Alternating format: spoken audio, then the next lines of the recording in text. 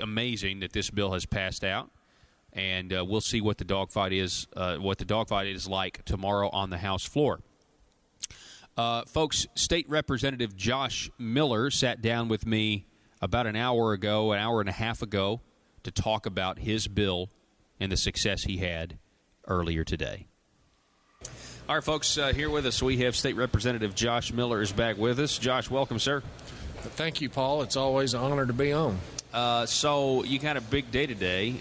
You passed your bill, House Bill 1465, to cap Medicaid expansion enrollment, and it passed out of the House Committee 13-6. Congratulations. Thank you very much. It was really delightful to see representatives come together to hopefully want to do something that's a limited government, conservative policy. So far in this session, we hadn't had a lot of that, and so I was delighted.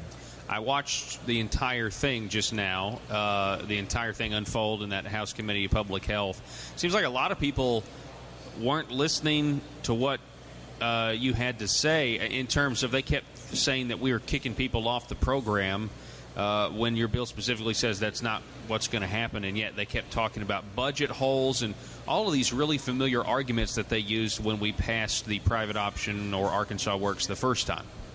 I think there was some misconception out there about whether or not my bill ended Medicaid expansion. And my bill simply does not end Medicaid expansion.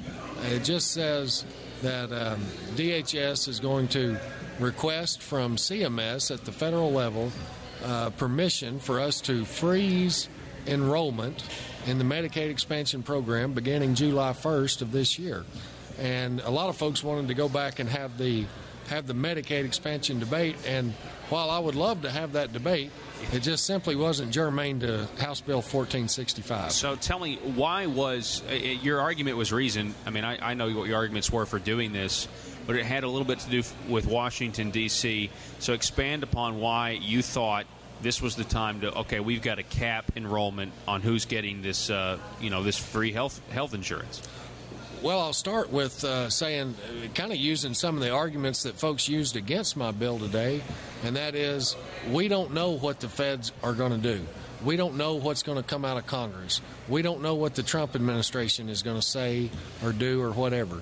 So I try to look at things pragmatically from a business standpoint, and I know in business, in the real world, outside of the Marble Palace, in business, if you don't know, you slow down and proceed with much caution.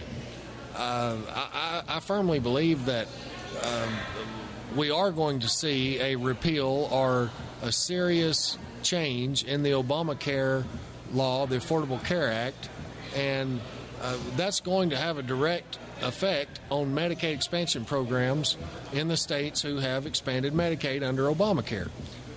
There was a repeal bill that was leaked out of Congress yesterday, you probably saw it, that moved all of the match rates for Medicaid expansion states from whatever they are today to an 80-20 match rate. We have a budget right now. We don't have two nickels to rub together as far as extra money. We have a waiting list of folks with severe disabilities that we can't come up with $5 to $10 million more dollars to take care of, and yet it just seems prudent to me that we should put the brakes on this program. Absolutely. Because if they move us to a 20% match, it's over. There's no way the state of Arkansas can afford that. Yeah, right now, it was never supposed to go lower than 90-10. And a couple years ago, though, House Speaker Paul Ryan said one of the first things that they would do was, just because of the federal fiscal reality, was to maybe even move it down to 70-30, the traditional Medicaid match. So it's no surprise that they're throwing around these numbers, 80-20 being the match. And you're right, it's something we can't do. I really think this bill's a great idea, and it did pass again 13-6, right? 13-6, something like that. It had 13 yes votes. Yeah, a couple of Republicans I think voted against it, but the rest of you guys, did the right thing. You mentioned a little bit about your business in terms of what you do in committee and how that applies to this. You care to go over that analogy again? Sure. I said in committee that in my business, in the real world, we buy and build properties and rent them out. We're in the rental business, so if I'm looking at the market and I'm looking at how things are going to be over the next year to 2 to 5 years or whatever, then I have serious doubts about having enough tenants who can afford to pay the rent that I would need to charge for whatever properties, then it would probably be wise on my part to not proceed with building or buying several new properties, simply because the reality is the folks may not be there to pay the bill. And again, I think that is maybe a common sense analogy to what we're dealing with here. The more people that are signed up on this program, the more expensive the bill is going to be to Arkansas taxpayers. Federal funds and all that stuff not included. I'm talking strictly about Arkansas tax dollars, and the more folks that are signed up on the program, the more expensive it's going to be. And again, we're not kicking anybody off. Just capping the enrollment. Saying no one else. We're not letting anybody in. We're not. I wouldn't even say capping. I would say we're freezing the enrollment, because if we were capping, we would cap at a certain number. We don't know what the number is going to be specifically. It's been amazing. We're having a hard time getting a specific number today. But as of July 1 of this year, we would be able to say, okay, we have 342,164 people on this program, and that's it. It's now frozen. And so that is what we're doing. Again, a freeze. I like that. It's a great idea. We go back to 2013. We were originally told 215,000 folks in the state of Arkansas will be eligible for Medicaid expansion. We have blown that out of the water, and we're somewhere between 330, 340,000 signed up right now, and it costs $500. You think we could get to 400,000? I think if we don't freeze enrollment by July 1, that by the end of the year it would be very feasible to see 400,000 or more. Yeah. We're talking with State Representative Josh Miller. During the committee, you got asked by State Representative Fred Love, Democrat, what the governor's position is on this bill. Now, at the time, you said you hadn't talked to him. You don't know one way or the other. But it's been a few hours, so I'm going to ask you again, have you heard anything from the governor's office? I have checked my phone with great regularity and have yet to hear anything from the governor or any of his staff folks. Okay. All right. So that's still a no. I would say, if you don't mind, Paul, that and I brought this up in committee. It's public record, and I'll stand by it. I have heard the governor say publicly numerous times that he wants to roll this thing back. He wants to rein this program in. He acknowledges that there's too many people on the program. Yes, he did. And he has said that. So yet he perpetuated the problem. I mean, that's me. But go ahead. Sure, I'm not going to argue that. But he has said that publicly in the last few months, and I can't see a logical reason why he would be opposed to it. That's a good point. But again, I'm not speaking for. I haven't heard from him. Don't expect to. Former State Representative Kelly Link, who is now the legislative liaison, works for DHS. It was a brand new position that was created for him, and he went from being a legislator to being essentially a bureaucrat / lobbyist. It's a kind of a hybrid mutant of the two. He came to the end of the table to speak against your bill, and I guess about 10 minutes into his testimony, he got asked a pretty specific question by State Representative John Payton, and Kelly Link didn't even know what the bill number was on the bill he was speaking against. There were some other things that happened that indicated Kelly Link hadn't even read the bill, yet he was speaking against it. Do you have any comments on that? Well, first of all, I would former representative, now intergovernmental affairs liaison, Kelly Link, I consider to be a friend. He has helped me with some constituent issues and all that, so I want to say that up front. I believe that he was put in a bad situation today by perhaps folks that he works for and has to answer to by sending him over there to answer questions about something that that they didn't know. They simply didn't know what they were talking about.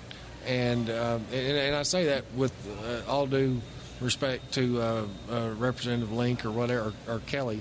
I felt bad for him at the time because, like I said, I think he was put in a bad position by the folks that he works for, which would be the executive branch. And hey, the bill's been filed for several weeks. It hasn't been a secret. I know there's been some publications that have done articles about it and all this kind of stuff. So it wasn't like I filed something this morning, came flying into committee with it, trying to ram it through, as we see so often around here. Yeah, we do. That has not been the case with this bill. It has had plenty of time to be vetted. So this bill, 1465, right? Yes, sir. Okay. Well, see, even I can forget the bill number. Not sure myself. 1465 goes to, what do we think, the House floor tomorrow? That is on the agenda for tomorrow. Okay, so I mean that'll be a very interesting debate, because I think this is a reasonable approach, just from the simple fact that, I mean, first of all, the federal government has to approve the waiver to freeze enrollment. I think they very well might. Matter of fact, some people in committee actually use that as a negative. Well, what if they do actually accept it? Then all of a sudden we don't have this program anymore. It's hallelujah. Yeah, hallelujah. It's no longer growing. I don't know what we used to spend $100 million a month on this program. I'm not sure what it is now, but it's got to be outrageous. I don't have the numbers right in front of me, and I wouldn't want to risk sounding like someone from DHS. So I'm not going to say, but I know it is astronomical. I know this. Here's the math. I mean, folks at home can do the math. We're spending, I want to say it's $523 or $4 a month of taxpayer money per person per month that's signed up on this program. Now, you take 523 and multiply that times 330-something thousand people, and that's the premiums alone. And then multiply that by 12, and you have the yearly amount. Those are just the premiums, the insurance premiums. That's insane. That's insane. We're paying 5% of that out of the state budget. If we have to go to paying 20, then it's over. Yeah, and we're talking again, folks, about able-to-work adults. And if you've been listening to this program, we're not talking about those on traditional Medicaid. Although you did get that question, I think it was from somebody in the committee asked you, if we pass your bill, how many people on traditional Medicaid are going to be affected? And it's like, okay, this isn't talking about traditional Medicaid. We're talking about the expanded population. 0 would be the correct answer. We're not throwing grandma out of the nursing home. We're not forcing sick kids to die in the streets. Folks who have been covered under traditional Medicaid programs will continue to receive the same coverage, continue to be able to sign up for the coverage. If folks encounter catastrophic incidents or whatever, this has no effect on any of that. This is simply the Medicaid expansion program created under Obamacare. State Representative Josh Miller, we appreciate it, sir. It's always a pleasure. Thank you so much, All Paul. right. It's always my pleasure. Thank you, folks. Back in a minute.